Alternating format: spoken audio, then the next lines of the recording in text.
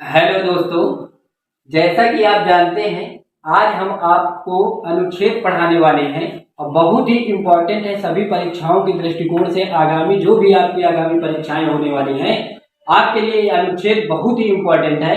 ये अनुच्छेद ये ऐसे अनुच्छेद मैंने लिखे हैं यहाँ पर जो आपके हर परीक्षा के लिए बहुत ही महत्वपूर्ण है। आप अगर इन अनुच्छेदों को कायदे से ध्यान से सुनेंगे और इस वीडियो को कायदे से देखेंगे तो इससे बाहर किसी भी परीक्षा में जाने वाला नहीं है। बस गौर से आप इसे सुनिएगा और इसी में मैं कोशिश करूंगा आपको ज्यादातर अनुच्छेद मैं याद करवा दूं। जैसे आपसे पूछा जाता है अनुच्छेद 1 में क्या है, तो अनुच्छेद 1 में कहा गया है कि भारत राज्यों का क्या होगा, संघ होगा। ठीक है ना, अनुच्छेद 1 में क्या होगा, भारत राज्यों का संघ होगा। और अगर पूछा जाए अनुसूची 1 में क्या है, तो अनुसूची 1 में भी क्या है, भारत राज्यों का संघ होगा। अनुसूची कितनी है मूल संविधान में, तो अनुसूची कुल मूल संविधान में 8 थी, वर्तमान में पूछा जाए तो कुल कितनी है, 12 अनुसूचियां हैं। इसी प्रकार से अनुच्छेद 2 पूछा जाए तो अनुच्छेद 2 में क्या है, नए राज्यों की स्थापना का वर्णन है। नए राज्यों के स्थापना, कोई भी नया राज्य अनुच्छेद 2 के तहत स्थापित किया जा सकता है या उसका निर्माण किया जा सकता है। अनुच्छेद 3 में क्या है, सीमाओं का वर्णन है। राज्यों की सीमाओं का वर्णन है कि उसकी किसी भी राज्य की कितनी सीमा रहेगी, उसमें सीमा में कोई परिवर्तन नहीं हो सकता है। अगर 5 से 11 तक पूछा जाए तो अनुच्छेद 5 से 11 तक नागरिकता का वर्णन है। क्या है, नागरिकता। नागरिकता भारत में कहां से ली गई है, ब्रिटेन से ली गई है। हमारे यहाँ कैसी नागरिकता है, तो भारत में एकल नागरिकता है। कैसी नागरिकता है, एकल नागरिकता है। तो 5 से 11 तक पूछा जाए अनुच्छेद 5 से 11 तक क्या है, नागरिकता का वर्णन है। ठीक है, अगर पूछा जाए 12 से 35 तक क्या है, तो मौलिक अधिकार है। मौलिक अधिकारों का वर्णन कहां से कहां तक है, 12 से 35 तक। मौलिक अधिकार टोटल कितने थे, तो 6 मौलिक अधिकार वर्तमान में 6 हैं और 7 मौलिक अधिकार थे। 7वां जो था संपत्ति का अधिकार था, इस मौलिक अधिकार को क्या कर दिया गया था, खत्म कर दिया गया है। 44वें संविधान संशोधन 1978 के तहत इसे खत्म करके क्या बना दिया गया है, संपत्ति का अधिकार बना दिया गया है। ठीक है ना, यानी संपत्ति का अधिकार 7वां था, अब क्या बना दिया गया है, कानूनी अधिकार बना दिया गया है। अगर पूछा जाए मौलिक अधिकार कहां से लिए गए हैं, तो अमेरिका के संविधान से लिए गए हैं। दूसरी बात 14 में क्या है, तो 14 में अनुच्छेद 14 में समानता का अधिकार है। समानता का अधिकार किसमें है, अनुच्छेद 14 में है। अनुच्छेद 15 में क्या है, धर्म जाति लिंग के आधार पर क्या नहीं होगा, विभेद नहीं होगा। ठीक है ना, यानी धर्म जाति के आधार पर किसी से भी आप विभेद नहीं कर सकते हैं, लिंग के आधार पर विभेद नहीं कर सकते हैं। 16 में क्या है, अवसर की समानता का वर्णन है। अनुच्छेद 16 में क्या है, अवसर की समानता का वर्णन है। और अनुच्छेद 17 क्या है, छुआछूत। छुआछूत याद रखिएगा किसमें है, अनुच्छेद 17 में है। छुआछूत को एक शब्द और लिखकर परीक्षाओं में आता है, अस्पृश्यता। अस्पृश्यता का अंत किसमें है, अनुच्छेद 17 में है। अनुच्छेद 18 में क्या है, उपाधियों का अंत है। अनुच्छेद 18 में क्या है, उपाधियों का अंत है। उपाधियां ध्यान दीजिएगा, कोई भी व्यक्ति अपने से उपाधियां नहीं ले सकता है, इसके लिए अपवाद भी है। जैसे सैनिक है, सैनिक उपाधि ले सकते हैं। और जो राष्ट्रपति पद होता है, राष्ट्रपति दिया जाता है कि भारत का राष्ट्रपति देते हैं क्या, भारत रत्न। एक सैनिक होता है, ये सैनिक अपने से ले सकते हैं, भारत रत्न। 2 चीजें ऐसी होती हैं जो इसमें अपवाद है। आज पूछा जाए कि उपाधियों का अंत किसमें है, अनुच्छेद 18। अनुच्छेद 19 में क्या है, इसमें वाक की स्वतंत्रता है। वाक की स्वतंत्रता कहते हैं या बोलने की स्वतंत्रता का वर्णन किसमें है, अनुच्छेद 19 में है। अनुच्छेद 19 फर्स्ट में क्या है, प्रेस की स्वतंत्रता है। प्रेस की स्वतंत्रता किसमें है, यानी प्रेस वाले, मीडिया वाले किसी भी देश में विचरण कर सकते हैं, जाके बोल सकते हैं। ये किसमें है, 19 फर्स्ट में है। 20 में क्या है, बहुत ही इंपॉर्टेंट है 20, अनुच्छेद 20 आपसे पूछा जाए 20 में क्या है, तो 20 याद रखिएगा, अगर कोई दोषी है, दोष सिद्ध हो जाए, क्या हो जाए, दोष सिद्ध हो जाए, तो दोष सिद्ध के दौरान क्या होगा, उसे आप गिरफ्तारी के दौरान संरक्षण देंगे। कोई दोषी है तो दोष सिद्ध हो जाने के दौरान गिरफ्तारी में संरक्षण किसमें, अनुच्छेद 20 में है। 21 में क्या है, अनुच्छेद 21 में प्राण एवं दैहिक स्वतंत्रता का वर्णन है। किसका, प्राण एवं दैहिक स्वतंत्रता का वर्णन किसमें, अनुच्छेद 21 में है। और 21 क्या में है, 21 21 का में यानी 21 फर्स्ट में किसका वर्णन है, याद रखिएगा ये क्या है हमारे मौलिक कर्तव्य। कौन सा का मौलिक कर्तव्य, 11वां मौलिक कर्तव्य कौन सा है, 11वां कुल मौलिक कर्तव्य पूछा जाए कौन सा है, तो पहली बात याद रखिएगा मौलिक कर्तव्य हमारे भारत संविधान में ये लिए गए हैं कहां से, रूस के संविधान से लिए गए हैं। टोटल मौलिक कर्तव्य मूल संविधान में कुल कितने थे, तो कुल मूल संविधान में 10 मौलिक कर्तव्य थे और 11वां मौलिक अधिकार यही है 21 का में कौन सा मौलिक अधिकार है, 6 से 14 वर्ष के बच्चों को निःशुल्क शिक्षा का अधिकार है। इसमें निःशुल्क शिक्षा का अधिकार है, याद रखिएगा निःशुल्क शिक्षा का अधिकार किसमें है, अनुच्छेद 21 में। बात करते हैं मौलिक कर्तव्य पर, तो मौलिक कर्तव्य जो लिए गए हैं रूस के संविधान से लिए गए हैं। मूल संविधान में कितने थे, 10 थे। और याद रखिएगा अगर पूछा जाए अब कितने हैं मौलिक कर्तव्य, तो अब कितने हैं, 11 मौलिक कर्तव्य है। 11वां मौलिक कर्तव्य कौन सा है, तो 11वां मौलिक कर्तव्य है शिक्षा का अधिकार है, निःशुल्क शिक्षा का अधिकार है। याद रखिएगा शिक्षा का अधिकार इसे कब जोड़ा गया, इसे याद रखिएगा 86वें संविधान संशोधन 2002 में जोड़ा गया। कब जोड़ा गया, 86वें संविधान। अगर शिक्षा का अधिनियम पूछा जाए तो शिक्षा का अधिनियम याद रखिएगा 2009 में आया और लागू कब हुआ, 1 अप्रैल 2010 से लागू हुआ। ये बहुत ही दोनों प्रश्न यहाँ से आप जोड़ के रखिएगा। दूसरी बात पूछा जाए तो 22 में क्या है, अनुच्छेद 22 याद रखिएगा। इसमें क्या होगा, कुछ दशाओं में गिरफ्तारी के दौरान क्या होगा, संरक्षण दिया जाएगा। कुछ दशाओं में अगर कोई व्यक्ति गिरफ्तार होता है तो गिरफ्तारी में क्या दिया जाएगा, संरक्षण का। गिरफ्तारी में संरक्षण का वर्णन किसमें, अनुच्छेद 22 में है। और अनुच्छेद 23 में क्या है, बलात्श्रम है। क्या है, बलात्श्रम है, यानी आप किसी भी बच्चे से काम नहीं करा सकते, छोटे बच्चे से आप काम नहीं करा सकते हैं। अनुच्छेद 23 में किसका वर्णन है, बलाश्रम। अनुच्छेद 24 पूछा जाए तो अनुच्छेद 24 में 6 से 14 वर्ष से कम उम्र के बच्चों को कल कारखानों में आप काम पर नहीं लगा सकते। कहाँ नहीं लगा सकते, कल कारखाना जो है उनमें आप 6 से 14 वर्ष से कम उम्र के बच्चों को काम पर नहीं लगा सकते। अनुच्छेद 32 याद रखिएगा, संवैधानिक उपचारों का अधिकार इसमें है अनुच्छेद 32 में। तो संवैधानिक उपचारों का अधिकार किसमें है, अनुच्छेद 32। यहीं से एक प्रश्न और जोड़ लीजिए आप लोग, अनुच्छेद 32 को डॉक्टर भीमराव अंबेडकर ने क्या कहा है, संविधान की आत्मा कहा है। ठीक है ना, याद रखिएगा।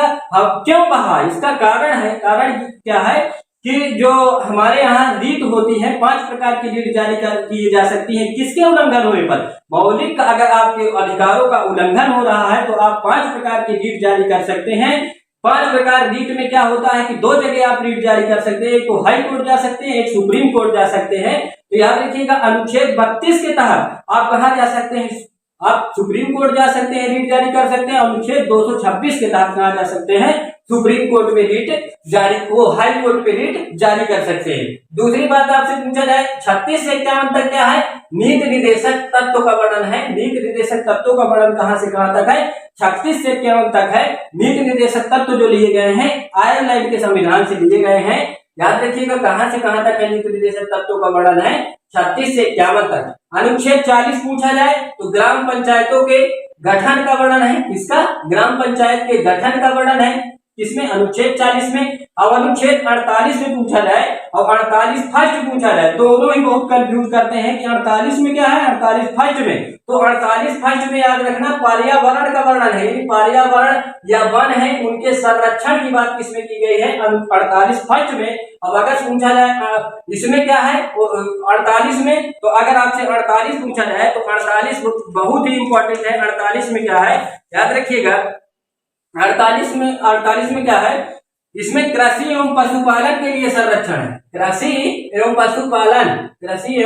पशुपालन को संरक्षण किसमें दिया जाएगा, 48 के तहत। और 49 पूछा जाए, अनुच्छेद 49 में क्या है, जो राष्ट्रीय स्मारक है, राष्ट्रीय स्मारकों के संरक्षण की बात की गई है। राष्ट्रीय स्मारक की संरक्षण की किसमें बात की गई है, 49 में। राष्ट्रीय स्मारकों का संरक्षण किसमें वर्णन है, अनुच्छेद 49 में। और अनुच्छेद 50 में क्या है, कार्यपालिका का न्यायपालिका से पृथककरण है। कार्यपालिका का किसमें, न्यायपालिका से पृथककरण का वर्णन किसमें है, अनुच्छेद 50 में है। और अनुच्छेद 51 में क्या है, इसमें मौलिक कर्तव्य है। क्या है, मौलिक कर्तव्य कर्तव्य का वर्णन किसमें है, तो मौलिक कर्तव्य का वर्णन किसमें है, याद रखिएगा 51 में। मौलिक कर्तव्य कहाँ से लिए गए हैं, तो मौलिक कर्तव्य लिए गए हैं कहाँ के संविधान से लिए गए हैं, रूस के संविधान से। कहाँ से लिए गए हैं, रूस के संविधान से। कुल मौलिक कर्तव्य कितने हैं, टोटल 11 मौलिक कर्तव्य हैं। कितने, 11 मौलिक कर्तव्य है, याद रहेगा। दूसरी बात पूछा जाए कि 52 में क्या है, तो अनुच्छेद 52 में भारत में एक राष्ट्रपति होगा। राष्ट्रपति का वर्णन किसमें है, अनुच्छेद 52 में कहा गया है कि भारत में क्या होगा, एक राष्ट्रपति होगा।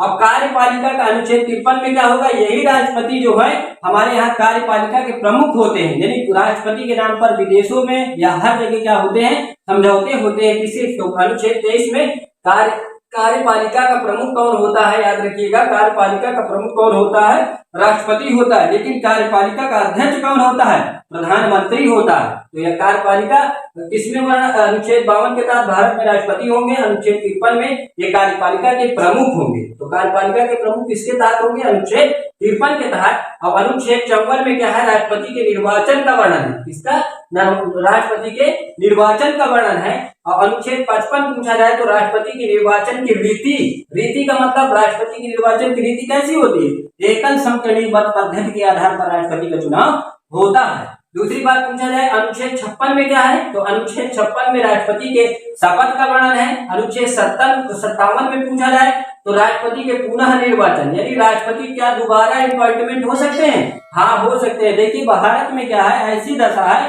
कि यहाँ अगर कोई माचा न छोड़े, लास्ट तक मरते दम तक, जो मर जाए तब तक भी क्या कहते हैं यहाँ पर चुनाव लड़ सकता है। ये भारत की ये स्थितियां हैं। लेकिन अमेरिका आप चले जाएंगे तो अमेरिका में क्या है कि मात्र 2 बार राष्ट्रपति बन सकते हैं, तीसरी बार राष्ट्रपति नहीं बन सकते। लेकिन ये भारत की ऐसी संविधान की दशा है, क्योंकि इसमें चाहे आप खाटिया में लेटे हो ना, तब भी आपको ये दोबारा चुनाव लड़ सकते हैं। तो याद रखिएगा अनुच्छेद 57 के तहत राष्ट्रपति पुनः निर्वाचित हो सकते हैं, यानी दोबारा चाहे 2 बार लड़े, यहाँ पर कोई आपत्ति नहीं है। अनुच्छेद 61 में क्या है, महाभियोग, राष्ट्रपति के ऊपर क्या लगाया जा सकता है, महाभियोग लगाया जा सकता है। याद रखिएगा राष्ट्रपति पर महाभियोग 2 दशाओं में लगता है, एक कदाचार और एक असमर्थता। 2 आधार पर भी राष्ट्रपति पर महाभियोग लगाया जा सकता है। राष्ट्रपति पर महाभियोग चाहे लोकसभा लगाए चाहे राज्यसभा लगाए, लेकिन राष्ट्रपति को 14 दिन पहले सूचित करना पड़ेगा कि हम आज तक किसी भी राष्ट्रपति के ऊपर महाभियोग नहीं लगा है। अनुच्छेद 72 में क्या है, क्षमादान है। अनुच्छेद 72 में क्या है, क्षमादान। क्षमादान का मतलब क्या होता है, यानी मतलब यह है कि राष्ट्रपति किसी भी व्यक्ति की मृत्यु को क्षमा कर सकते हैं। याद रखिएगा राष्ट्रपति ही एक व्यक्ति ऐसे हैं कि किसी भी मृत्यु को क्षमादान दे सकते हैं, यानी उसकी सजा को माफ कर सकते हैं, और इन्हीं के पास और किसी के पास अधिकार नहीं। तो अनुच्छेद 72 में क्या है, क्षमादान है। अनुच्छेद 75 पूछा जाए तो अनुच्छेद 75 में मंत्रिपरिषद है। क्या है, मंत्रिपरिषद का वर्णन किसमें है, अनुच्छेद 75 में है। और याद रखिएगा मंत्रिपरिषद कह दे चाहे प्रधानमंत्री कह दे, तो प्रधानमंत्री का वर्णन भी किसमें है, अनुच्छेद 75 में है। अनुच्छेद 79 याद रखिएगा संसद का वर्णन, इसका संसद का वर्णन किसमें है, अनुच्छेद 79 में। याद रखिएगा संसद के दो सदन होते हैं, एक लोकसभा होता है, एक राज्यसभा होता है। और अगर पूछा जाए संसद के कितने अंग होते हैं, तो संसद के 3 अंग होते हैं, लोकसभा, राज्यसभा और क्या, राष्ट्रपति।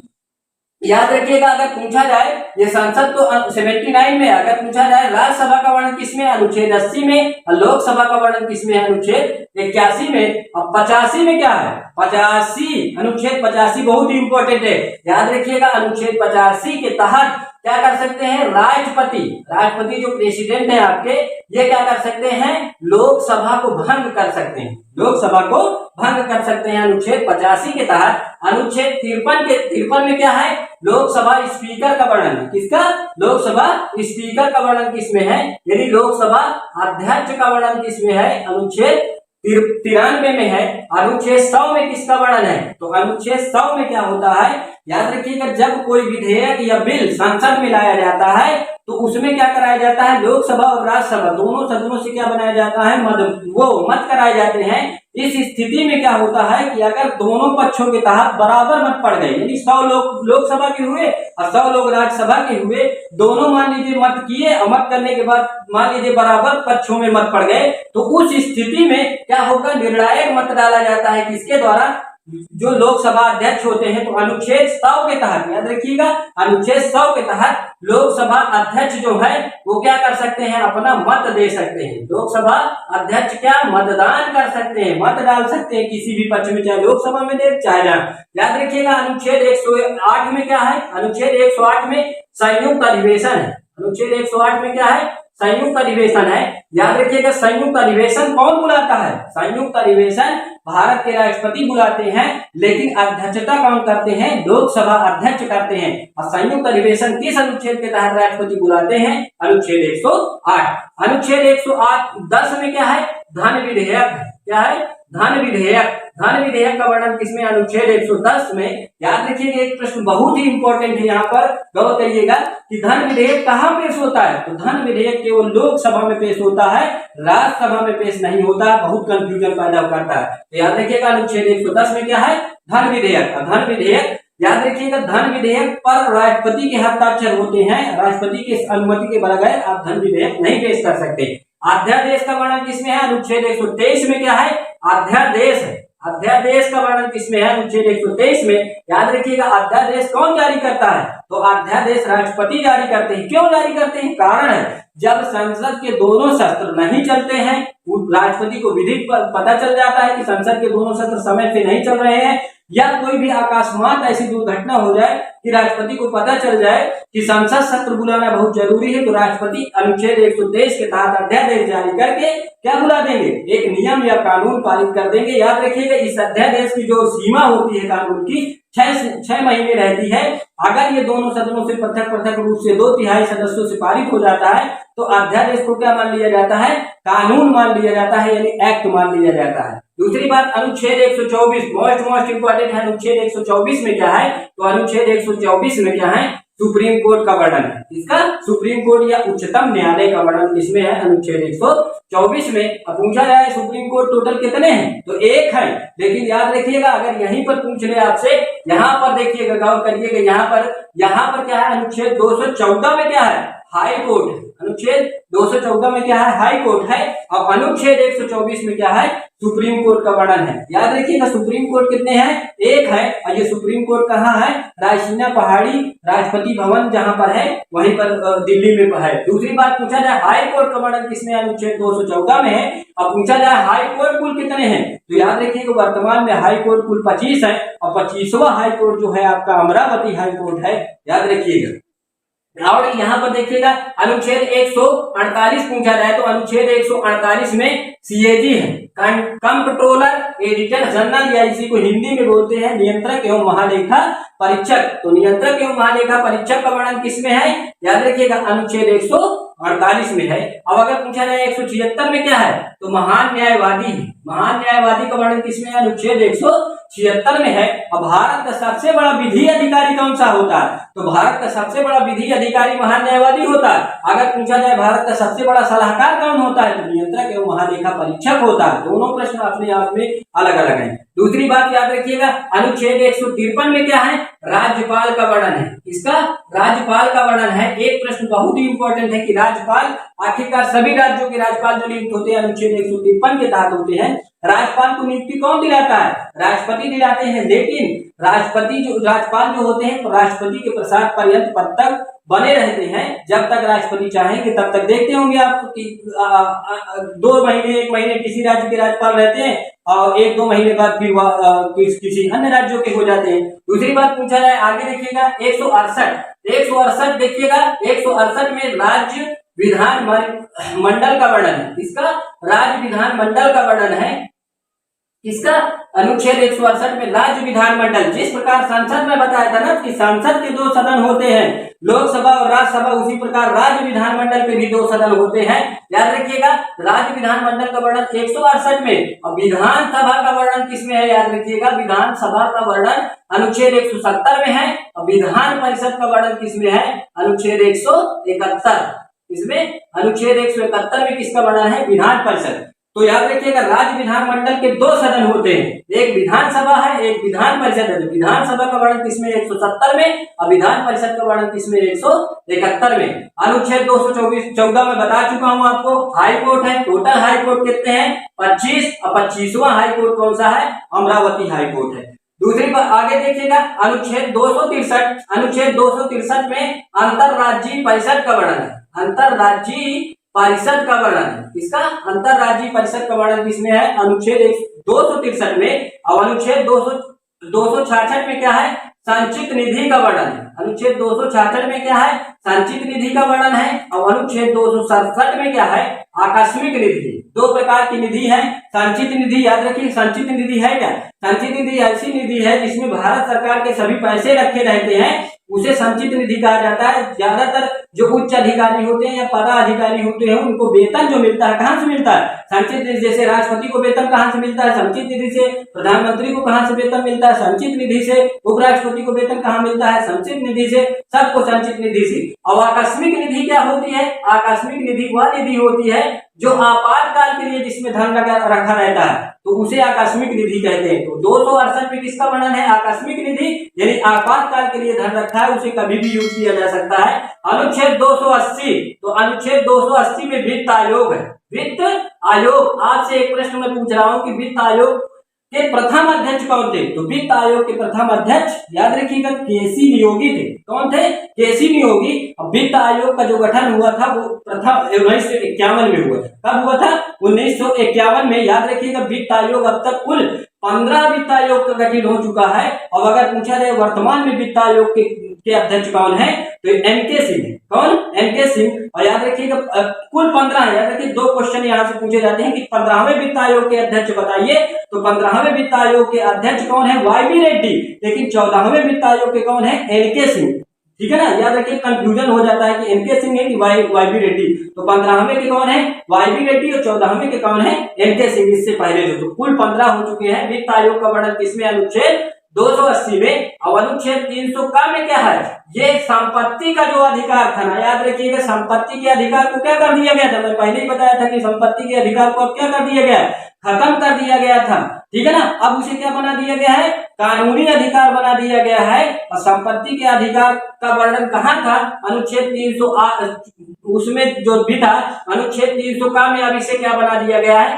कानूनी अधिकार। कानूनी अधिकार यानी संपत्ति के अधिकार का वर्णन ही है किसमें? अनुच्छेद 300 का में। याद रखिएगा इसे जो संपत्ति का अधिकार को कानूनी अधिकार बनाया गया 44वें संविधान संशोधन 1978 के तहत इसे संपत्ति के अधिकार को क्या बना दिया गया है? अब कानूनी अधिकार बना दिया गया है।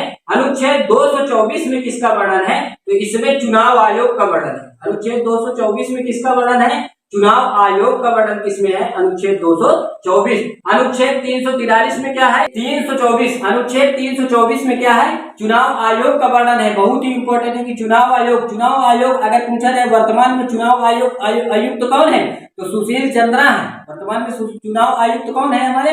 सुशील चंद्रा। अनुच्छेद 324 में किसका वर्णन है? चुनाव आयोग। चुनाव आयोग का काम क्या होता है? चुनाव कराना काम होता है। अनुच्छेद 343 में किसका? राजभाषा। राजभाषा हमारी क्या है? हिंदी है। ध्यान दीजिएगा, राष्ट्रीय भाषा कुछ नहीं है, लेकिन राजभाषा हमारी क्या है? हिंदी है। और हिंदी अगर पूछी जाए लिपि कौन सी है हमारे राजभाषा की? तो देवनागरी लिपि है। याद रखिएगा अगर पूछा जाए भाषा, तो भाषा हमारे जो मूल संविधान में थी वो टोटल 8 भाषाएं थी। कितनी? 14 भाषाएं थी। मूल संविधान में 14 भाषाएं थी और वर्तमान में कुल कितनी? 22 भाषाएं हैं। तो भाषा उसमें से एक हिंदी भाषा है। तो राजभाषा कौन सी हमारी? हिंदी है। और अगर पूछा जाए लिपि कौन सी है, तो अनुच्छेद 343 में वर्णन किसका है? राजभाषा का वर्णन है, यानी हिंदी भाषा का वर्णन किसमें? अनुच्छेद 343 में। अनुच्छेद 352 में क्या है? याद रखिएगा हमारे यहाँ 3 प्रकार के आपातकाल लगते हैं और राष्ट्रपति को यह आपातकालीन शक्तियां मिली हैं। 3 प्रकार के आपातकाल कौन से हैं? एक तो राष्ट्रीय आपात है, एक राष्ट्रपति शासन है, वित्तीय आपात है। वही जो आपातकाल, तीनों आपातकालों का वर्णन कहां से कहां तक है? अनुच्छेद 352, अनुच्छेद 356, अनुच्छेद 360। तो अनुच्छेद 352 में क्या है? ये राष्ट्रीय आपात का वर्णन है किसमें? अनुच्छेद 352 में। और 356 में क्या है? राष्ट्रपति शासन का वर्णन है। इसमें राष्ट्रपति शासन। तो राष्ट्रपति शासन ध्यान दीजिएगा, राष्ट्रीय आपात जो लगता है पूरे भारत में लगता है, लेकिन राष्ट्रपति शासन ऐसे जगह लगता है कि जहां पर संवैधानिक तंत्र विफल हो जाता है और वहां के जो राज्यपाल होते हैं या सुप्रीम कोर्ट वो हाई कोर्ट जो होता है वो बता देता है कि यहाँ पर राष्ट्रपति शासन लगाना है, तो राष्ट्रपति क्या करेंगे? राष्ट्रपति शासन। राष्ट्रपति शासन कौन लगाता है? राष्ट्रपति शासन राष्ट्रपति लगाते हैं। और कहाँ लगाते हैं? राज्यों में लगाते हैं। लेकिन उसकी जो वो करता है, ध्यान दीजिएगा, जो अधिकारी होता है वहां राज्यपाल की निगरानी में सब पूरा रहता है। दूसरी बात, अनुच्छेद 360 में क्या है? वित्तीय आपात का वर्णन है। वित्तीय आपात का वर्णन किसमें है? अनुच्छेद 360। याद रखिएगा, वित्तीय आपात आज तक हमारे भारत में कभी नहीं लगा है, कभी तक वित्तीय आपात का ध्यान दीजिएगा। अनुच्छेद 352 में क्या है? राष्ट्रीय आपात है। अनुच्छेद 356 में राष्ट्रपति शासन। अनुच्छेद 360 में क्या है? वित्तीय आपात। अंतिम अनुच्छेद है अनुच्छेद 370, इसमें जम्मू कश्मीर को विशेष दर्जा का वर्णन था। अनुच्छेद 370 में जम्मू कश्मीर को विशेष दर्जा का वर्णन था। इस दर्जे को अब क्या कर दिया गया है? खत्म कर दिया गया है। अब जम्मू कश्मीर को विशेष दर्जा नहीं है। Thank you.